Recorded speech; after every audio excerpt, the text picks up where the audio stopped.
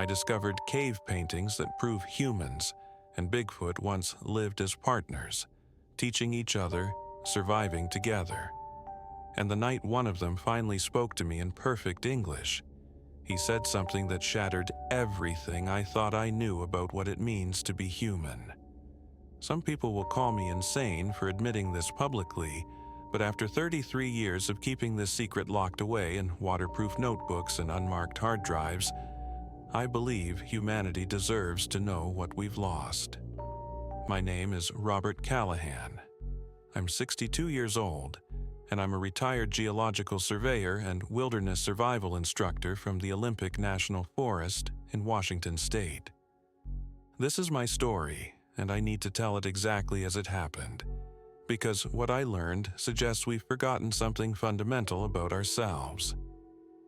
The summer of 1991 arrived wet and gray across the Olympic Peninsula, the kind of weather that keeps tourists in their hotels and gives researchers like me uninterrupted access to the wildest places left in the Pacific Northwest.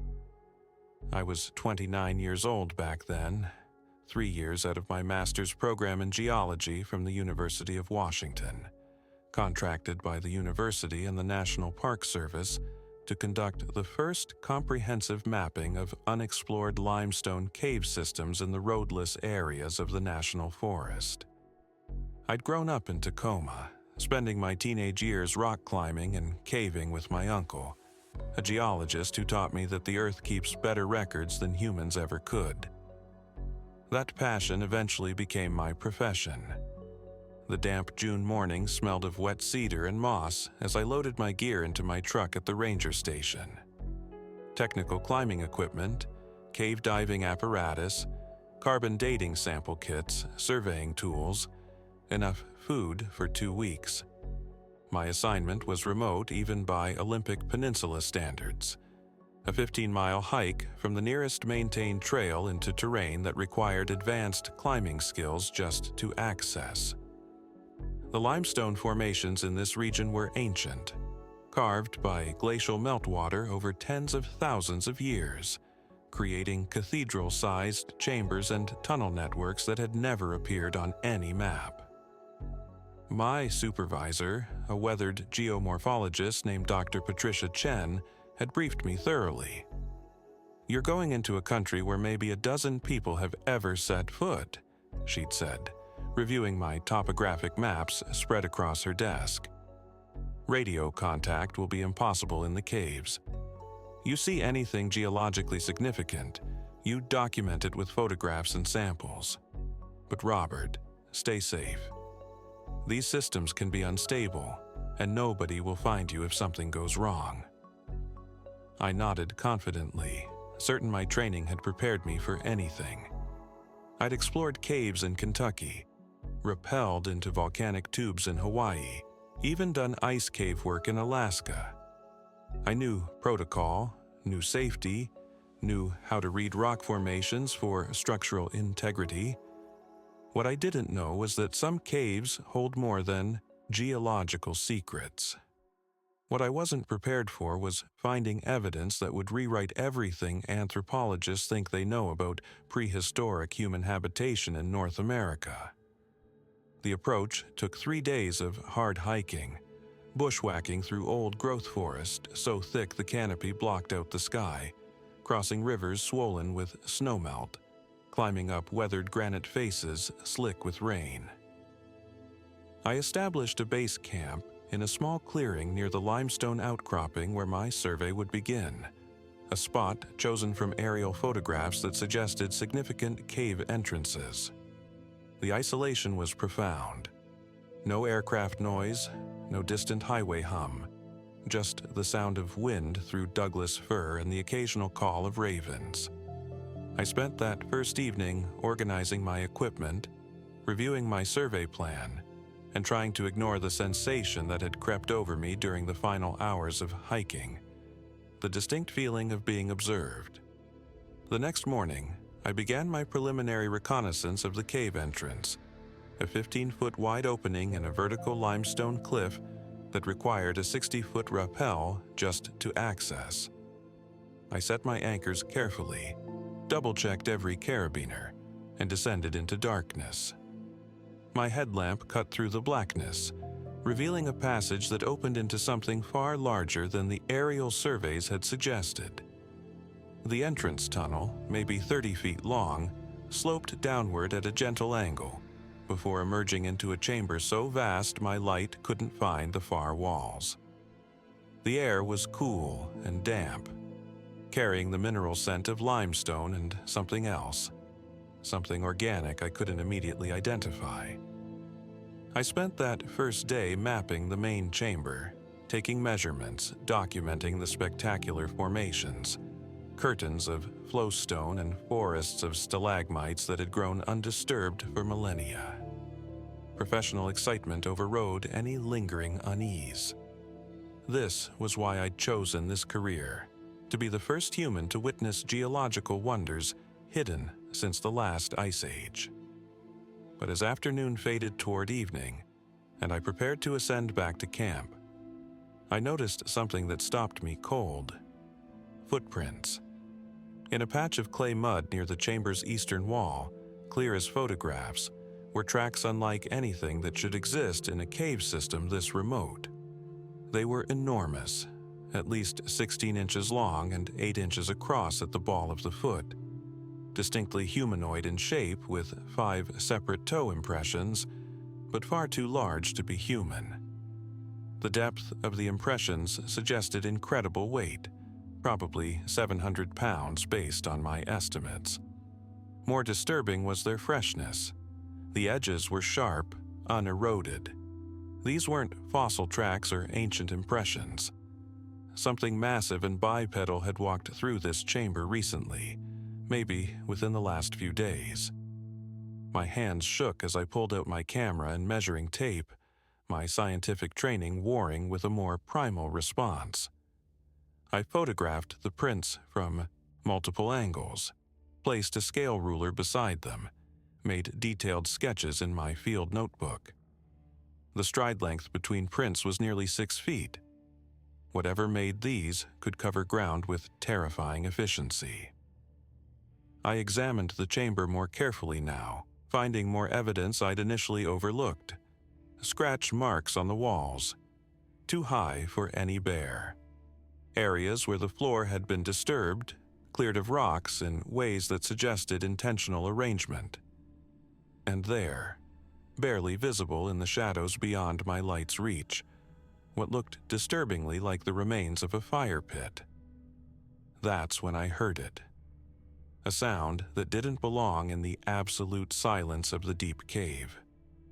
Breathing. Not my own breathing echoing back, but something else. Something coming from the darkness beyond the chamber's far edge. Rhythmic, heavy, the breathing of something large.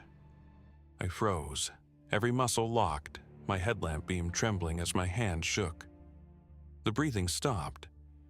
The silence that followed felt worse, pregnant with awareness. Something was there in the darkness, and it knew I'd heard it. I didn't run, though every instinct screamed to scramble up the rope to the surface. Instead, I slowly backed toward the entrance tunnel, my eyes scanning the shadows, looking for any hint of movement. My hand found the bear spray on my harness, though some rational part of my brain recognized how useless it would be in an enclosed space. Then I saw it, just for a moment. At the very edge of my headlamp's range, perhaps 80 feet away, a shape that didn't match the rock formations. Tall, impossibly tall, at least 7 feet even in a hunched posture, covered in dark fur that seemed to absorb light rather than reflect it, and watching me with eyes that caught my headlamp beam for just an instant, reflecting back with an amber gleam that was neither animal nor human. I made it to my rope, clipped in, and ascended faster than was safe, my breath coming in ragged gasps that had nothing to do with exertion. I didn't stop when I reached the surface. I gathered my equipment from the chamber entrance with shaking hands and hiked the mile back to base camp, looking over my shoulder with every step. That night, lying in my tent with a hunting knife beside my sleeping bag, I tried to rationalize what I'd seen. A bear, my mind suggested desperately. Just a large bear that somehow got into the cave system. But bears don't stand 7 feet tall. Bears don't watch with that kind of focused intelligence. And bears don't leave 16-inch humanoid footprints. I knew what I'd seen, even if admitting it meant questioning my own sanity. And I knew with absolute certainty that my cave survey had just become something far more significant and far more dangerous than mapping limestone formations. Something lived in those caves, something that wasn't supposed to exist. And tomorrow, despite every reasonable objection my scientific mind could raise, I was going back down. I didn't sleep that first night. Every snap of a branch, every rustle of wind through the tent fabric sent my heart racing. But it wasn't fear that kept me awake, not entirely. It was something else, something I'd never experienced in all my years of fieldwork. Curiosity mixed with a profound sense that I'd stumbled onto something that would change my life completely. By dawn, I'd made my decision. I was going back into that cave, but this time I'd go prepared. Not with weapons, but with offerings. I'd read enough about indigenous cave exploration protocols during my graduate work to understand a basic principle that Western science often ignored. When entering sacred or inhabited spaces, you don't arrive empty-handed. The Coast Salish peoples who'd lived in this region for thousands of years had traditions about this, about showing respect to the spirits of the place, about acknowledging that you were a guest in someone else's home. Whether what I'd seen was spirit or flesh didn't matter. The principle held. I spent the morning reorganizing my supplies, setting aside items that could serve as peace offerings. Dried salmon I'd brought for protein, a bag of mixed nuts and dried fruit, a canteen of fresh water, even my spare headlamp with extra batteries. I arranged them carefully in my pack, working through the logic of what I was about to do. If this creature was intelligent enough to live in these caves, to maintain what looked like a fire pit, to move with the apparent stealth it had shown, then perhaps it could understand the concept of gift-giving, of non-threatening approach. The descent into the cave system felt different in full daylight, though darkness swallowed me just as completely once I passed the entrance. My hands were steadier this time as I rappelled down, my breathing more controlled. I reached the main chamber and paused at the bottom of the rope, giving my eyes time to adjust beyond the harsh circle of my headlamp. The footprints were still there, undisturbed, proof that yesterday hadn't been some altitude-induced hallucination or panic response. I moved slowly into the chamber, making deliberate noise, scuffing my boots against the stone floor. I didn't want to surprise whatever lived here. Near the center of the vast space, I found a flat boulder that rose about waist-high, a natural platform. I unpacked my offerings carefully, arranging them on the stone surface where they'd be visible. The dried salmon, the nuts and fruits spread in my spare camping bowl, the water canteen, and the headlamp. Then I backed away, creating distance, and settled myself on the floor with my back against the chamber wall, 40 feet from the offering stone. I waited. Minutes stretched into an hour. My legs cramped. The absolute silence of deep caves pressed against my eardrums until I could hear my own heartbeat. I forced myself to remain still, to breathe slowly, to project calm even though my nervous system was screaming at me about the vulnerability of my position. Then I heard movement, the soft scrape of something large shifting position somewhere in the darkness to my left. I didn't turn my head sharply. Instead, I moved with deliberate slowness, angling my body slightly toward the sound. My headlamp beam swept across the chamber, and there, Partially concealed behind a massive column of flowstone, I saw it clearly for the first time. The creature stood motionless, caught in my light, and I finally understood what I was looking at. A Bigfoot. The legend made flesh, but nothing like the grainy photographs or costume-clad hoaxes I'd seen in tabloids. This was real, undeniable, magnificent.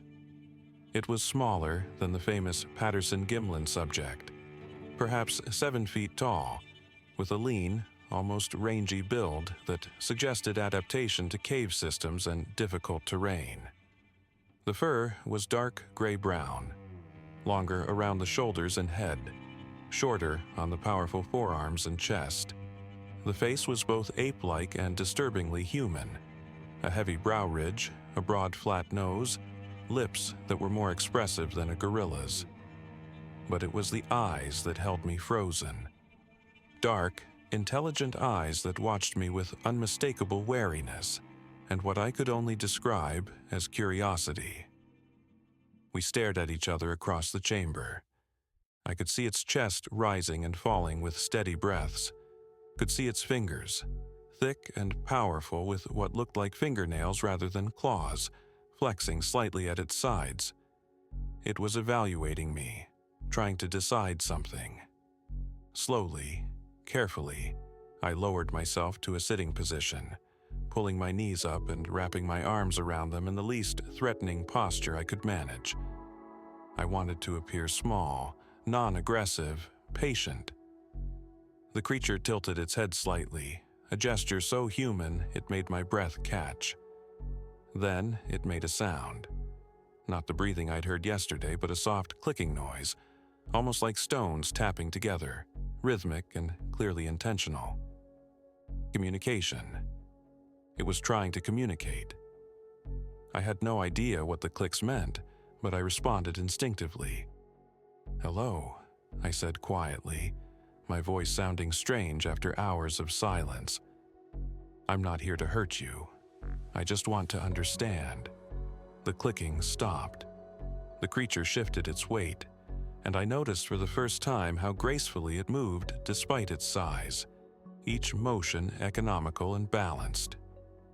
It took one step forward, then another, closing the distance to the offering stone. It stopped about 10 feet from the boulder, eyes moving between me and the items I'd left. Its nostrils flared, scenting the air.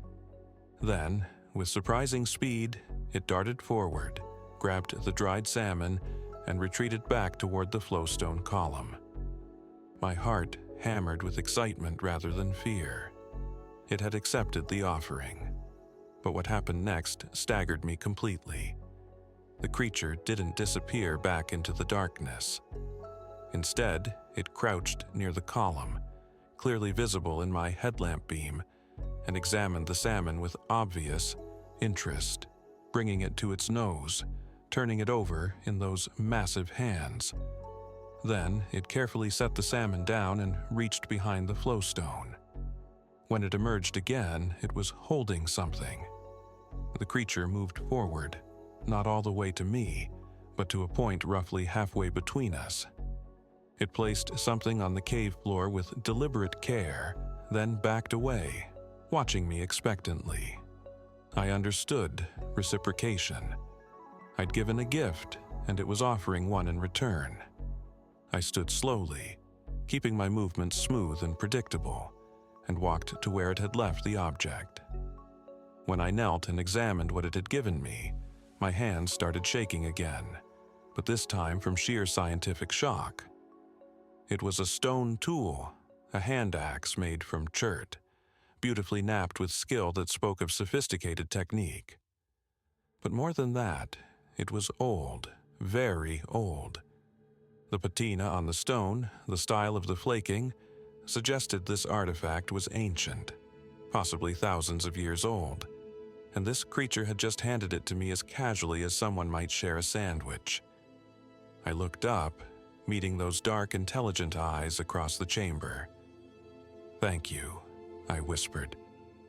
This is incredible." The creature made another soft sound, not clicking this time, but a low rumbling that could have been acknowledgement or satisfaction. Then it picked up the dried salmon, gathered the nuts and fruit from the bowl, took the water canteen, and turned away.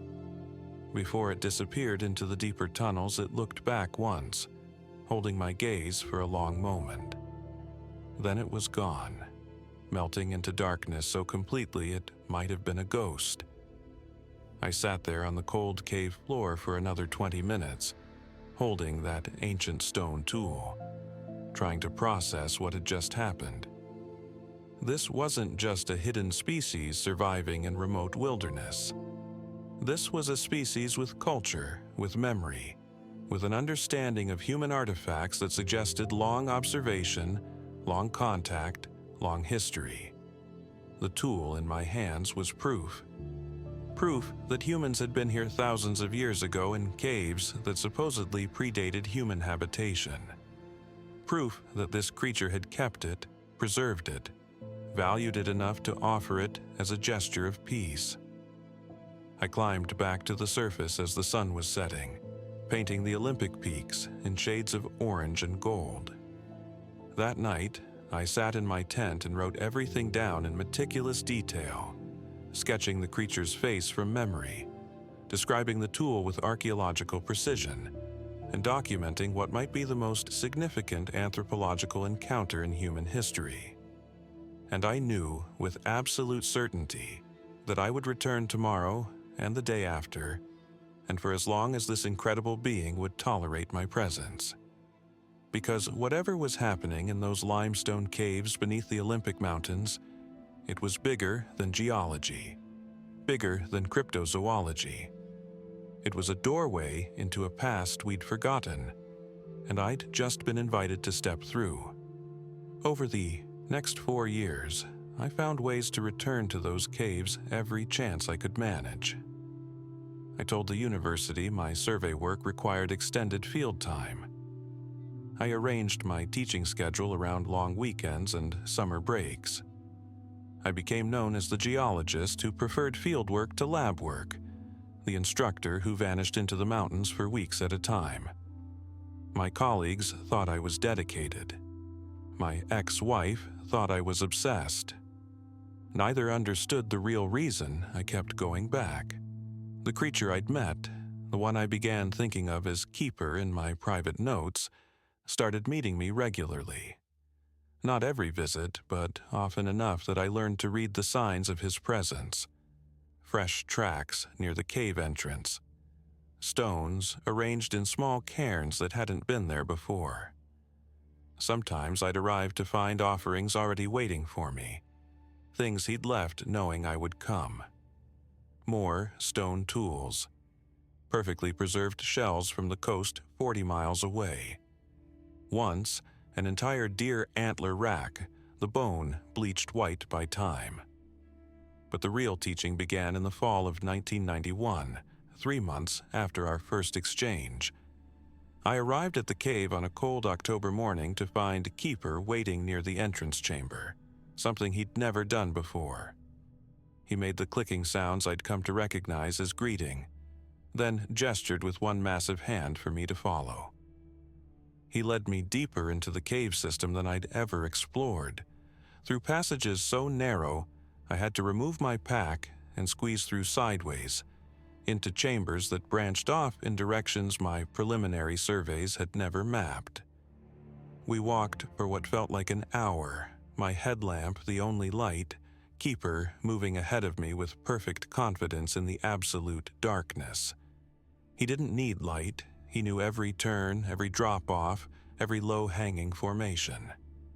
Finally, we emerged into a chamber that took my breath away. The walls were covered in paintings, ochre reds and charcoal blacks applied directly to the limestone, preserved by the cave's stable temperature and dry conditions. But these weren't the simple handprints or geometric patterns I'd seen in other cave art sites. These were sophisticated, detailed, intentional. The paintings showed humans and Bigfoot-sized figures together.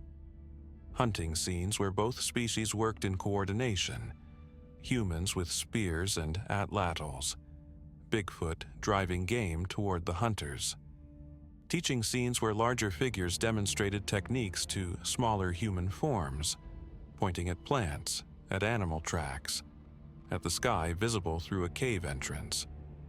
Ritual scenes showing both the species gathered around fires, hands raised in gestures that looked almost ceremonial. The style was distinctive, bold outlines filled with careful shading, suggesting artists who understood proportion and perspective. I spent hours photographing every inch of those walls, my camera flash illuminating scenes that hadn't been witnessed in millennia. Keeper watched patiently, occasionally moving forward to point at specific images, making soft vocalizations that seemed meant to emphasize importance. He wanted me to understand what I was seeing. This wasn't a myth or legend. This was history, recorded by people who lived it. But Keeper didn't just show me paintings. He began actively teaching me skills I didn't know humans could possess. On one visit, he demonstrated how to find water sources by sound alone. We sat in complete darkness, my headlamp turned off at his insistence, and he made me listen. After minutes of straining, I began to hear it, the faint drip and trickle of water moving through limestone, echoes bouncing off chamber walls in patterns that revealed direction and distance. When I finally opened my eyes and followed the sound, we found a crystal clear underground stream I would have walked past a dozen times without noticing. He taught me to track by scent, leading me through the forest outside the caves with my eyes closed, showing me how to identify water, how to distinguish between different types of wood smoke, and how to smell the difference between deer and elk trails. My scientific training said this was impossible, that human olfactory systems were too weak, too degraded. But when I actually tried, when I stopped thinking and started sensing, I found I could do it. Not perfectly, not like Keeper could, but better than I'd ever imagined. He showed me how to navigate without sight, how to read air currents in cave systems to know which passages led deeper and which circled back, how to find food through seasonal plant knowledge, roots and tubers and berries that I'd walked past my entire life without recognizing as edible, how to read weather changes through animal behavior, the way birds flew differently before storms, the way insects moved when pressure systems shifted. Every skill he taught me was practical, testable, real. These weren't superstitions or primitive beliefs. They worked. When I applied them, I succeeded. I became more capable in the wilderness, more aware, more connected. And with each lesson, I began to understand something profound and disturbing. These abilities weren't unique to Bigfoot. They were human abilities, skills our ancestors once possessed and used daily. Keeper wasn't teaching me anything new. He was helping me remember what humans had forgotten. I started researching indigenous knowledge systems, reading ethnographies of hunter-gatherer peoples who still maintained traditional skills. The Inuit, who could navigate Arctic whiteouts using snowdrift patterns invisible to Western eyes. Aboriginal Australians who could track animals across bare rock using techniques that seemed impossible. Native peoples worldwide who possessed abilities that modern humans dismissed as impossible or exaggerated. But I'd experienced these things firsthand now. I knew they were real. By 1995, my relationship with Keeper had fundamentally changed my understanding of human potential. I realized that modern civilization hadn't just given us technology and comfort. We'd traded something essential, something that had once made us truly adapted to the natural world.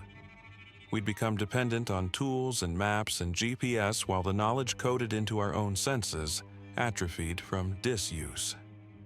Keeper seemed to understand my growing awareness.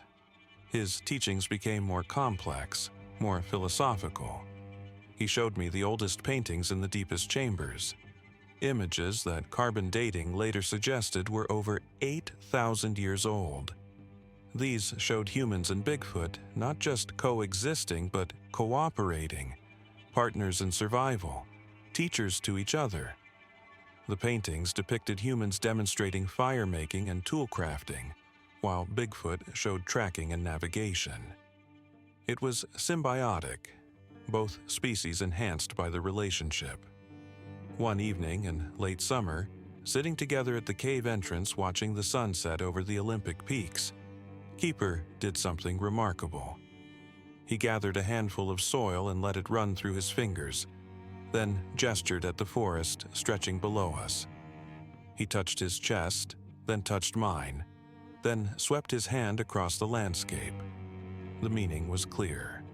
This land belonged to both of us, or rather, we both belonged to it.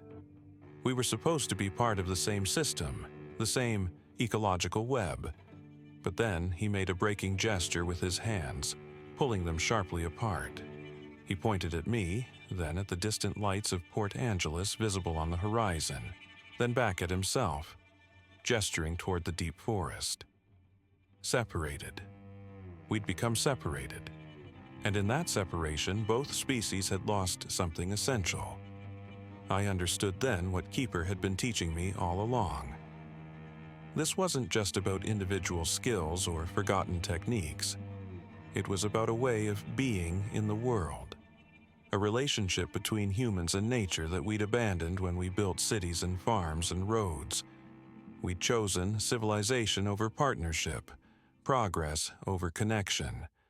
And Bigfoot, the species that had once walked alongside us, had been forced into hiding, into caves and deep forests, into myth. My scientific mind struggled with this revelation. How could an entire historical relationship disappear from human memory? How could something so fundamental be forgotten?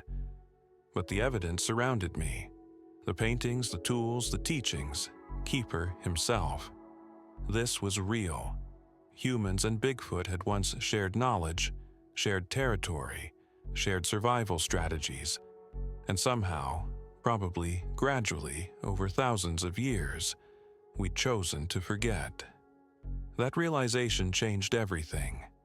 I wasn't just documenting a hidden species anymore. I was witnessing the last remnants of an ancient partnership, one that humans had walked away from.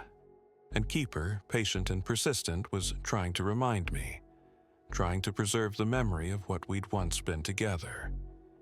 But, as I would eventually learn, memory alone wasn't enough to save his kind. The forgetting had consequences, terrible ones, and time was running out.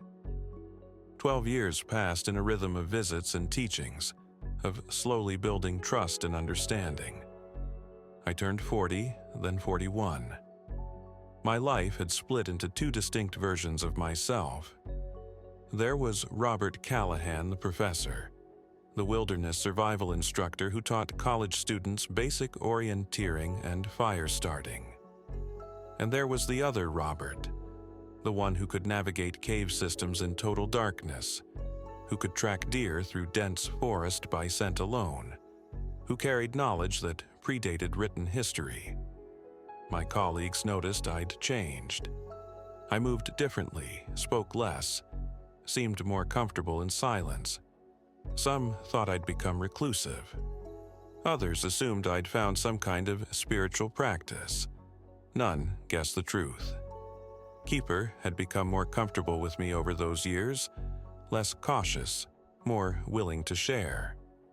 He'd introduced me to two others of his kind in 1998. An elderly female I thought of as grandmother, her fur graying around her face and shoulders, who moved with the careful deliberation of great age. And a younger male, perhaps equivalent to a human in his 20s, who watched me with visible skepticism, even as Keeper vouched for my presence through gentle vocalizations and reassuring gestures. Grandmother possessed knowledge that astounded me. She showed me plants that indigenous peoples in this region had supposedly forgotten generations ago, roots that could reduce fever, leaves that stopped bleeding, bark that eased pain. I documented everything in my notebooks, cross-referencing later with ethnobotanical records, and found that many of the plants she showed me had indeed been used by Coast Salish peoples hundreds of years ago before that knowledge was lost to forced relocation and cultural suppression. But it was the summer solstice of 2003 that changed everything. The Night Keeper finally gave me the truth I'd been circling around for 12 years. I arrived at our usual meeting place near the cave entrance on June 20th, carrying fresh salmon I'd caught that morning and wild strawberries I'd gathered from a meadow 2 miles away. The sun was setting, painting the limestone cliffs in shades of rose and gold. Keeper was there waiting, but something was different. He was agitated, pacing back and forth with an energy I'd never seen before. His vocalizations were urgent, insistent.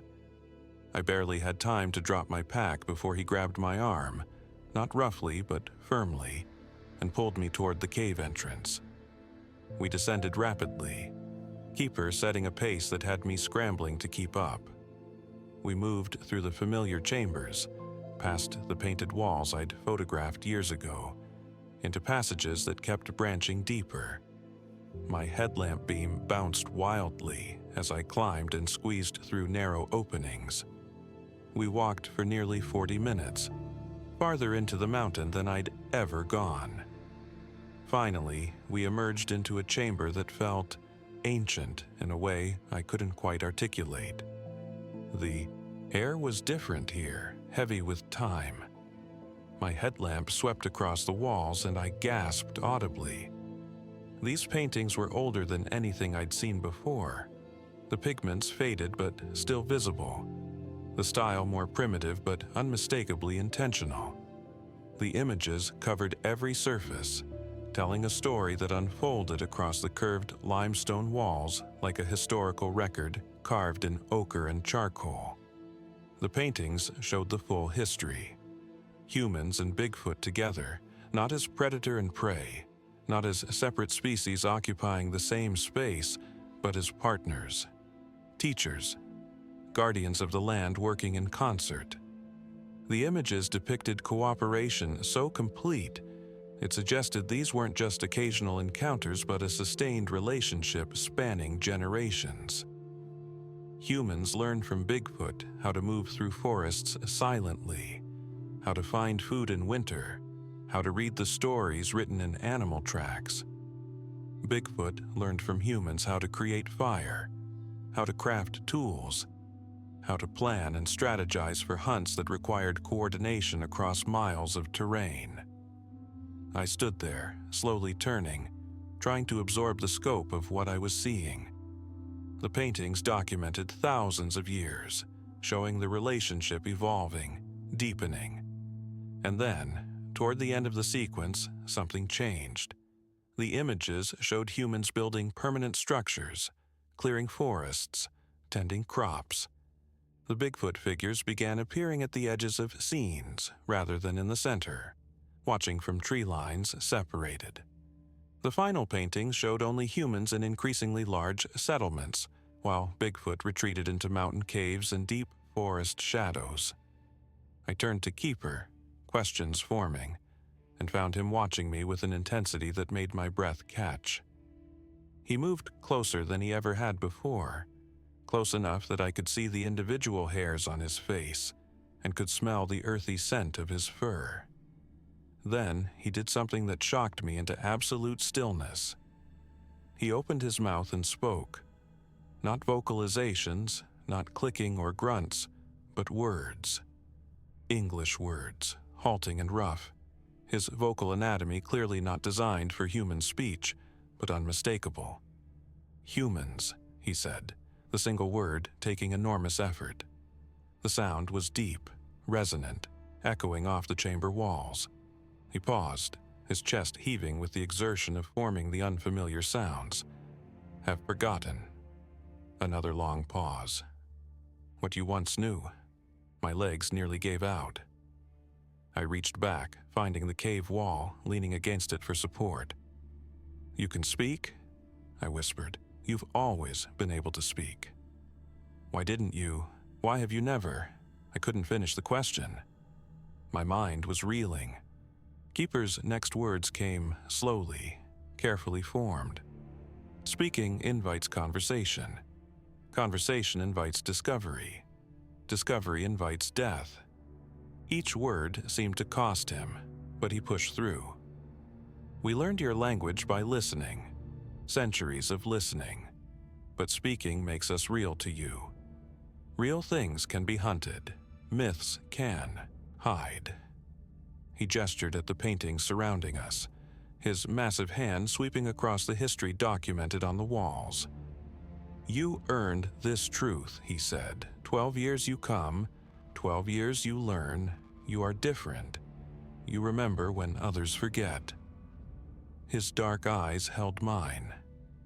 "I must tell you now. Must tell you what was lost, what happens when humans forget." For the next hour, in that ancient chamber deep beneath the Olympic Mountains, Keeper spoke. His vocabulary was limited, his grammar rough, but the story he told was devastatingly clear. His people had once numbered in the thousands across the entire continent. They'd had a specific role in the ecosystem, a partnership with the humans who lived as hunter-gatherers. Bigfoot possessed abilities humans lacked: strength and stealth and senses that could detect danger miles away. They served as protectors, early warning systems for threats, guides through territories they knew intimately across generations of inherited knowledge. In return, humans shared the gift of fire, of crafted tools, of strategic thinking and planning. Humans taught them to preserve food, to create shelters, to communicate across distances using signals and markers. It was symbiotic, both species elevated by cooperation.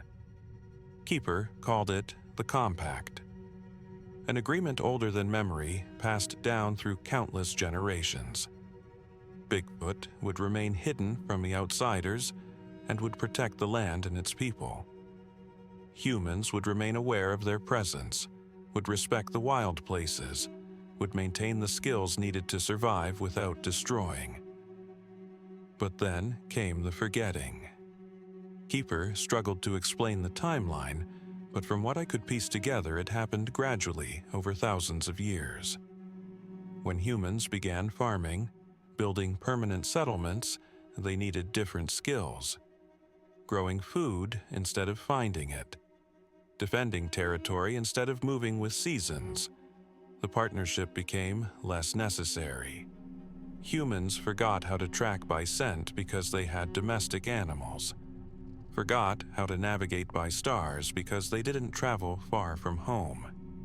Forgot the Compact entirely because they no longer needed Bigfoot's guidance. And as humans forgot, Keeper's people had to hide completely. No longer partners, but threats to be eliminated as humans cleared forests for farmland. No longer teachers, but monsters to be feared and hunted.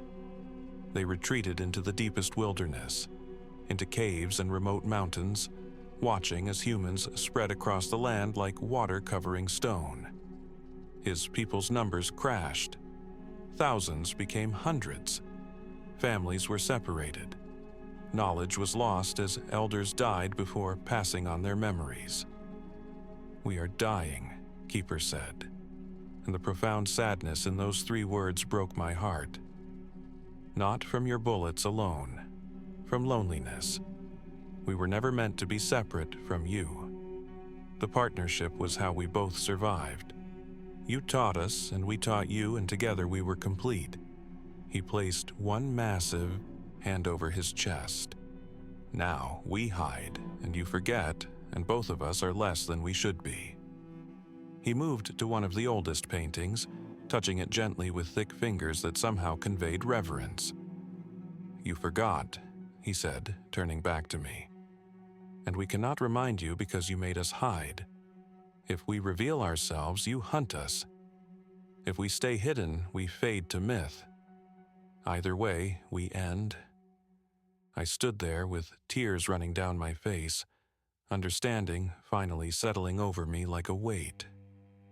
This wasn't just about a hidden species surviving in remote wilderness. This was about a partnership that had sustained two intelligent species for millennia, broken by human progress.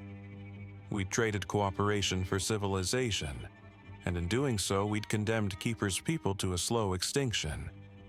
They weren't just hiding from us.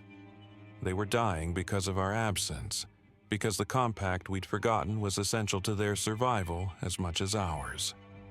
Keeper watched me process this, patient as always. Then he reached out and did something he'd never done before. He placed his hand over my heart, holding it there for a long moment. "You are the last human who remembers," he said quietly. "You must choose what to do with this knowledge.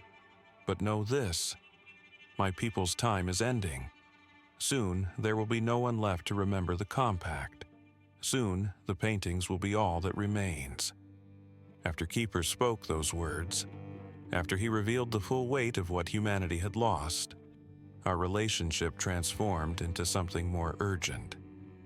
He seemed to sense his time was limited, that the knowledge he carried might die with him if he didn't pass it on. Over the next 12 years, from 2003 to 2015, he taught me with an intensity that bordered on desperation. Every visit became a lesson, every moment together a transfer of knowledge that had survived 10,000 years of human forgetting. He showed me sacred practices his people had maintained since before humans built their first permanent villages.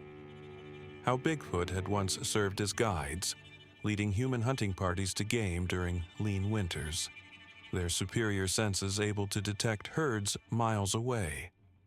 How they'd warned of approaching dangers, earthquakes and floods and forest fires, reading signs in animal behavior and earth tremors that humans couldn't perceive. How they'd been living memory banks of the land itself, passing ecological knowledge across generations without writing, without technology, just pure observation accumulated over lifetimes that could span 70 years or more. Keeper demonstrated plant knowledge that went far beyond grandmother's medicinal herbs. He showed me seasonal patterns, which trees produce nuts in which years, and how to predict abundance or scarcity by reading bark thickness and leaf density the previous summer. He taught me to find water in seemingly dry terrain by watching where birds flew at dawn, by reading the subtle green shading of vegetation that indicated underground springs. Skills that indigenous peoples worldwide had once possessed, but that modern humans dismissed as impossible or primitive. But the most profound teaching came through the others. In the fall of 2004, Keeper led me to a valley I'd never seen before, a hidden basin so remote that reaching it required 2 days of hiking beyond any maintained trail. He told me through gestures and his limited speech that others sometimes gathered there, that it was as close to sanctuary as his people had anymore. We arrived at dusk, and I saw them emerging from the tree line like ghosts materializing from shadow. 7 Bigfoot. More than I'd imagined still existed in this entire region. They varied in size and coloring, from grandmother's graying bulk to a juvenile barely 6 feet tall who clung close to what was clearly its mother. Keeper spoke to them in their own language, vocalizations that ranged from soft clicking to deep resonant calls that I felt in my chest.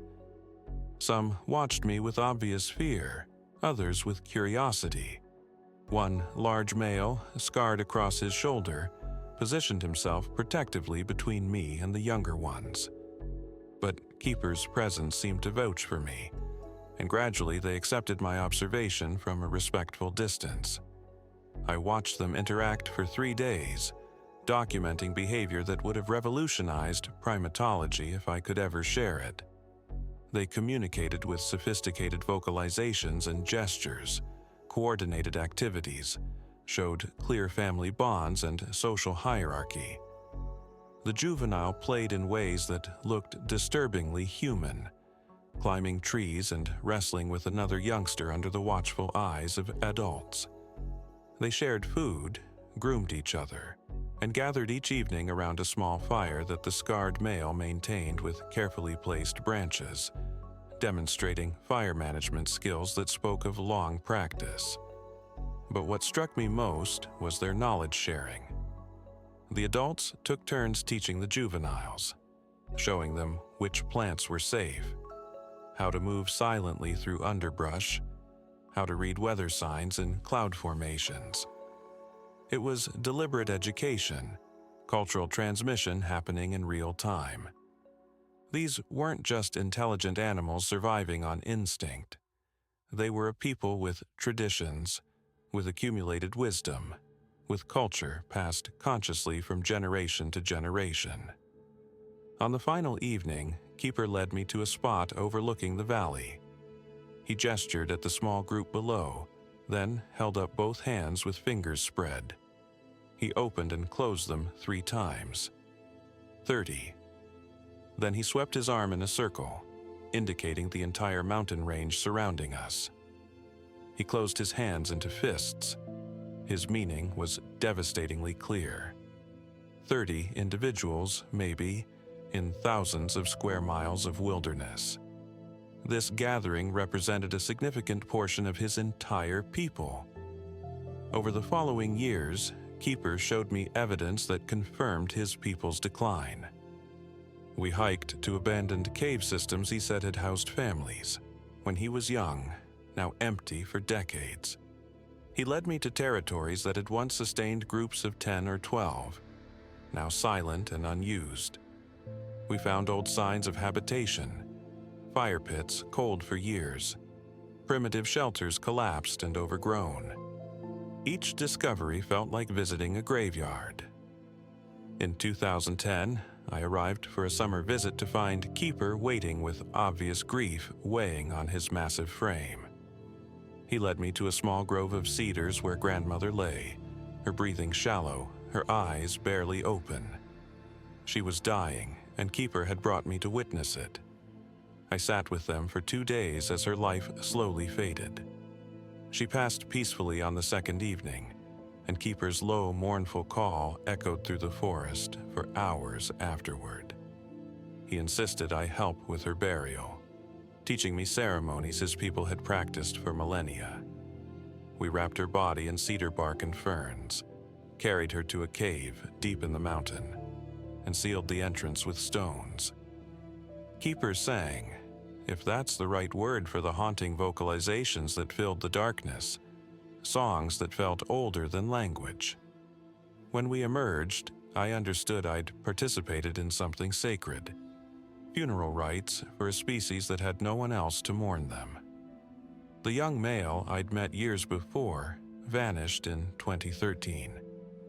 Keeper searched for weeks, following trails that led toward logging roads and human development.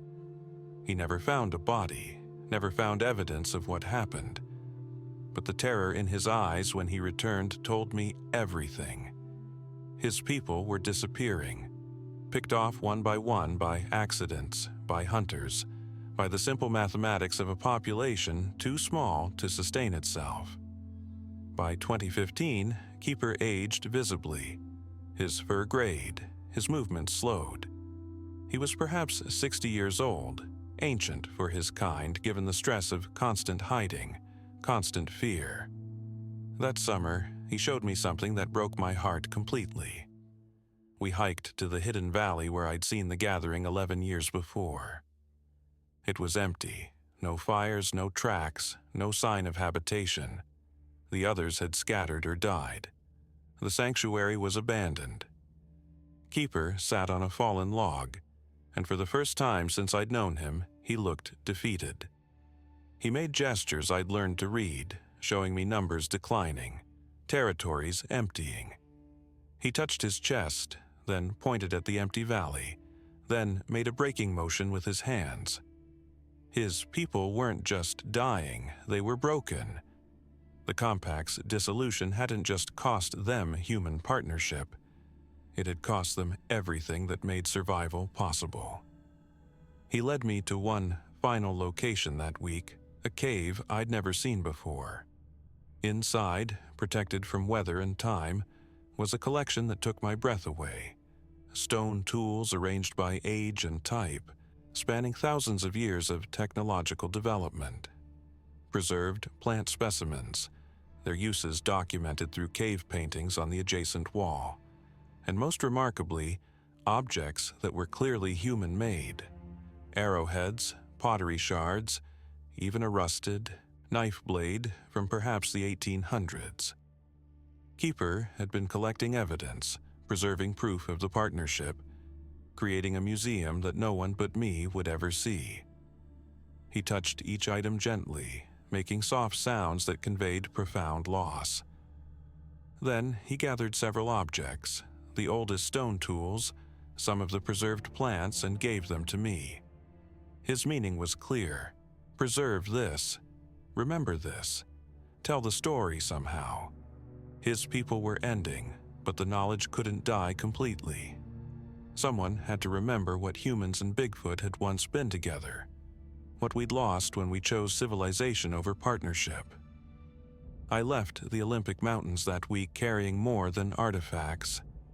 I carried the weight of an entire species' history, the knowledge of a relationship that had sustained two intelligent peoples for 10,000 years. And I knew that Keeper was preparing for an ending, that these teachings and gifts were his way of saying goodbye to more than just me. He was saying goodbye to the compact itself, to the ancient partnership, to the hope that humans might remember in time to save his kind. The years between 2015 and 2024 felt like watching a slow sunset, beautiful and terrible in equal measure. I continued my visits to the Olympic Mountains, now in my 50s, my body not as quick on the technical climbs, but my skills sharper than ever. Everything Keeper had taught me remained, the ability to track by scent, to navigate by sound, to read the forest like text written in a language most humans had forgotten. But each visit carried the weight of potential finality, the knowledge that any meeting with Keeper might be our last. The forest itself was changing in ways that filled me with dread. Development pressure increased year by year as Seattle's sprawl reached farther into what had once been protected wilderness. I started seeing survey markers near territories I knew Keeper used. Orange flagging tied to trees indicating planned logging roads or recreation areas. Each marker felt like a countdown timer, territory shrinking, safe spaces disappearing. I pulled them down when I could, reporting false coordinates to authorities, doing everything possible to protect the last refuge of a dying species. In the spring of 2018, commercial interest finally reached the cave systems I'd been surveying for nearly 3 decades. A tourism company applied for permits to develop guided cave tours, seeing profit in the pristine limestone formations I'd documented in my official reports. I fought it through every bureaucratic channel available, citing concerns about bat populations and delicate geological formations and archaeological sensitivity. I couldn't tell them the real reason, that destroying these caves meant destroying the last home of beings who'd lived there for thousands of years. I lost that fight. The permits were approved in late 2023.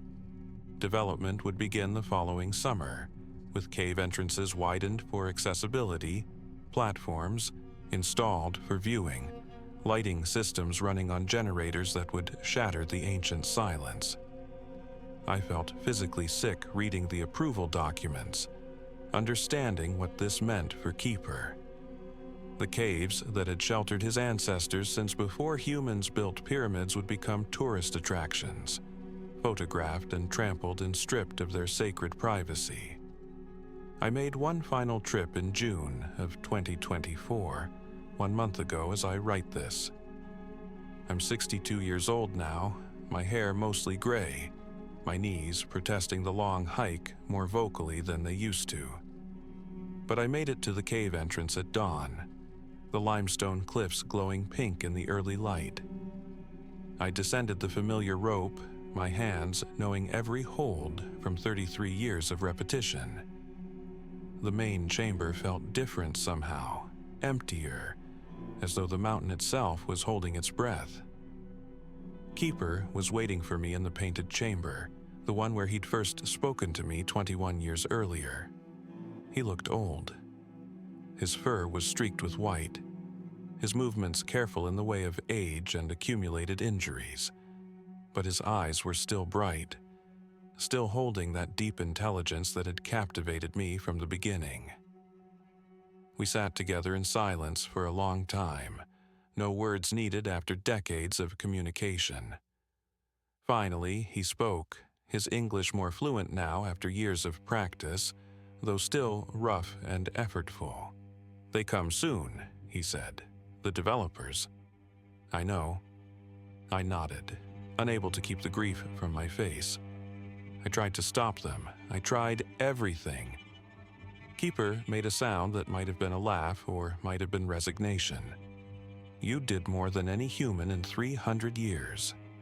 You remembered. You learned. You kept the compact alive in yourself even when all others forgot." He reached into the shadows and pulled out something wrapped in cedar bark, tied with twisted grass rope. He placed it in my hands during the ceremony. It was heavy, the size of a large book. "Open it later," he said. "Inside is everything. The history, the teachings, the compact. I carved it so you would have proof, so you could show others when the time is right." His massive hand covered mine. "You are the last human who remembers Robert. You must choose what to do with this knowledge." I started to speak, to protest that I couldn't bear this responsibility alone, but Keeper continued. "Tell them, and they will hunt us until we are truly gone. Every researcher, every scientist, every hunter with a camera will come looking. My people will die faster." He paused, his dark eyes holding mine. "Or stay silent and let us fade to myth. Either way, we end. But if you tell the truth, if you tell what we taught you, maybe your children's children will remember what humans can be. Maybe they will find us again when they are ready. Maybe the compact can return." The weight of his words pressed down on me, like the mountain itself. "You're asking me to let you disappear," I said, "to watch your people go extinct and do nothing." "No," Keeper replied. "I ask you to plant seeds. Tell the story, but tell it as teaching, not as proof. Show humans what they lost, what they can be again. Do not bring hunters to find us. Bring awareness that might change what humans become." He stood slowly, his great height filling the chamber even in his aged posture. "I must go deeper now," he said. "Deeper into the mountain where the developers will not reach. There are places humans cannot follow, caves that require abilities you do not have. I will live there as long as I can." He moved toward a passage at the back of the chamber, one I'd never explored because it required climbing skills beyond human capability. Before he disappeared into the darkness, Keeper turned back one final time. He placed his hand on the nearest cave wall, touching the ancient paintings of humans and Bigfoot together, then touched his chest. Our gesture repeated one last time, home and self and memory all combined. Then he did something that destroyed me. He reached out across the distance between us and touched his hand to his chest, then pointed at me. "You carry us now," he said. "You are our memory. Keep the compact alive in yourself. Teach those who will listen. Remember, for both our peoples." Then he was gone, climbing into darkness with impossible grace, his passage marked only by the faint sound of movement growing distant. I sat there for hours, holding the cedar-wrapped bundle, tears running freely down my face. The chamber around me felt like a tomb, preserving history that the world had chosen to forget. Eventually, I climbed back to the surface and hiked out, carrying the weight of an entire species' legacy on my shoulders. I'm home now, sitting at my desk with Keeper's final gift unwrapped before me. It's a stone tablet, flat slate carefully carved with incredible detail. Pictures and symbols telling the complete story, the partnership, the compact, the forgetting, the decline. It's beautiful and heartbreaking. A masterwork created by someone who knew it might be the last record of his people's existence. Alongside it are the oldest stone tools, the preserved plant specimens, photographs I've taken over 33 years, my notebooks filled with detailed observations that read like anthropology from an impossible world. I have a choice to make. I can take this evidence to universities, to scientific institutions, prove beyond doubt that Bigfoot exists, and document everything I've learned. But that path leads to expeditions, to searches, to the final destruction of the few remaining individuals who still hide in the deepest wilderness. Or I can do what Keeper asked. Tell the story as teaching, share the wisdom without revealing the source, plant seeds of awareness that might change how humans think about their relationship with the natural world. I've chosen the latter. This account you're reading now is anonymous, shared where it might reach people who are ready to hear it, who might understand what we've lost. I don't include locations or identifying details that could lead hunters to those caves. I don't provide the kind of evidence that would bring researchers with tranquilizer darts and specimen bags. Instead, I offer something more valuable: knowledge. The teaching that humans once possessed abilities we've forgotten, that we once lived in partnership with the wild world rather than in opposition to it, that intelligence and awareness existed in forms we've chosen to dismiss as myth. I still return to the Olympic Mountains every few months. I leave offerings at cave entrances now sealed with orange construction fencing warning of imminent development. Sometimes the offerings are moved by morning.